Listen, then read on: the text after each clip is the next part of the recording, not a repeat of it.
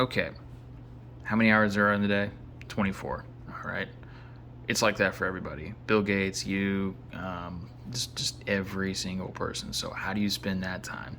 Now, if you're a degenerate chess player, you'll want to use that time very wisely because honestly, we just don't have that many hours in the day. So how do you spend it? Do you go online and do you play just every noob under the sun? You need to look at these ratings. Now that look at 1100, is that great? Yeah, but your goal is to be like 2000. You see what I'm saying? So, objectively speaking, the opponents you're playing are noobs. But look at this. This Antonio bot here, he's 1500. He really is 1500. Sometimes he's a balanced player. It's a robot. And you have others who are more tactical. So there's elements of these games that will make you a stronger player, okay? And it's long form. It's not time controlled. So I find that these are actually very beneficial. You would think spending 30, 45 minutes playing a robot who may or may not know theory is going to, just be barely a net benefit. So I'll flip through this real quick and then go through some ways you can go about utilizing your time as a chess player. I don't like the queen move there. I don't like his knight either, but it's doing something. It's like threatening mate immediately, so maybe I'm being too forward here, closing off that D file, but I don't give a shit. The knight is coming in. He means business, but he's willing to trade and like stack pawns and all kinds of awful things. So, but he's not. He's actually coming in. He's like ready to mate. It's like you don't have anything developed, so good luck. Now my rooks are connected. Very important. This is a safe maneuver because that E pawn is actually protecting the F square, the F7 square. So anyway, I'm ready to advance. The knight or the king's in the middle of the board, so it's time to utilize some tactics. When the king's in the middle of the board, there are tactics available. Boom. He actually forks himself or skewers himself there with the rook. You would think like get your pieces on a good square, but I don't know what he was thinking there. Anyway, boom, check, lose the queen. Now it becomes positional where you want to trade down. So I do find ways to trade down. There are going to be days like that where you stumble right into a fork. I didn't necessarily have the fork planned.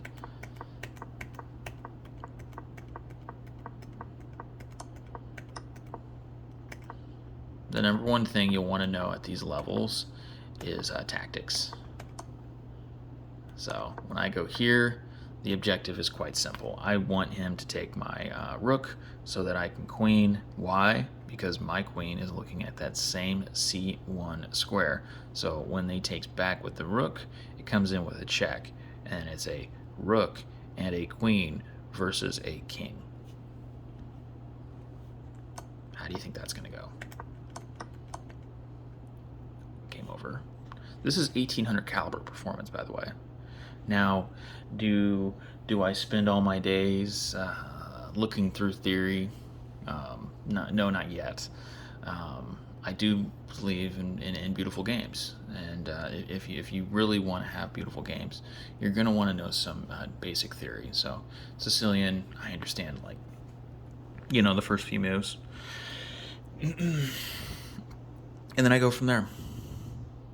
I feel as though I'm explaining why I'm 1100 and not 15. So if you know theory, then you can find yourself at a higher rating simply because your opponents might not know theory, and you'll be in a more comfortable position where you can utilize the tactics that you've developed. Now, I find that puzzles are going to be a great use of your time.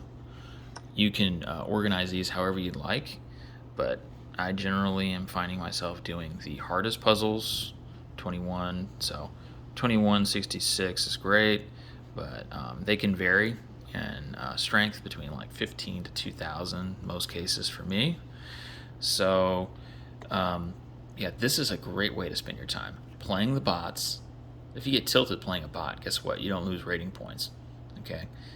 And the puzzles, these tactics here are the number one reason I'm able to beat some of these bots and therefore beat some of my opponents. You don't need to have a lot of space on the board to find tactics. You don't need all these circumstances in your favor. You need to understand where you can apply pressure. Okay, so here goes nothing. I'm looking over this position right now, and I am trying to find some sort of tactic. I don't think he has much going for him. So that doesn't mean I have much going for me either. So anyway, we can move the queen back, threaten mate on the g7 square, which isn't a horrible idea. His rooks aren't connected, so there's a lot of counterplay there on the back rank. I mean, it's 2 points of pressure right away. Well, no, it's 1 point of pressure there on the e8 square. So, I mean, I would like to go ahead and make a decision here live. So anyway, let's review real quick. Yeah, that is just so easily defended. The d4 queen, threatening mate. I think it's very easily defended.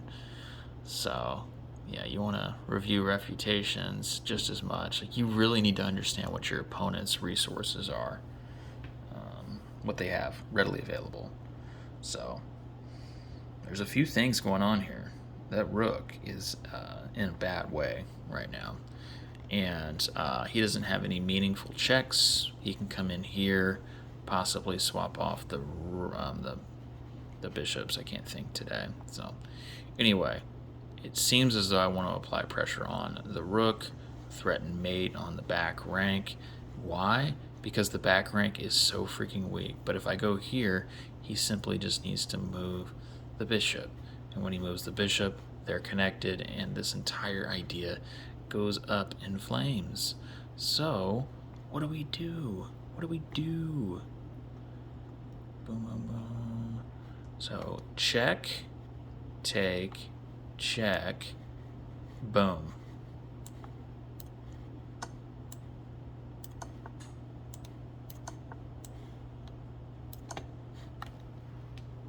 Okay. It's much easier to review after the fact, but what we're looking at here is a weakness. The back rank's weak. You have to find a way to take advantage of that. Standard mating nets aren't going to solve the problem. You need to go to the back rank, move the king. I mean, this is a standard mating net, but yeah, the rooks aren't connected, so you have a lot of he gives you a lot of counterplay. Anyway, this is how I utilize my time. You'll want to utilize chess books as well. I'm slowly working towards doing that. But it starts with your puzzles. You will always need to do puzzles. You always have to utilize tactics. Why? Because no matter how far you get, you will find your way into a deep dark forest. Okay? My motto on chess was welcome to my deep dark forest, just like Cal Tal. Because no matter what, everybody's going to go into the forest, and you better know your tactics. Sharpen the sword so that you can perform at a high level. But yeah, analyze your games. You can use the computers if you want, but it's something you have to be careful with, because I found myself in very complicated lines where it's like I'm getting tilted from playing, but it's only because I've made it so complicated. Like, I can actually beat the opponent. It's just that I'm in non-intuitive positions. So, food for thought. Anyway, feel free to comment below, and have a great day.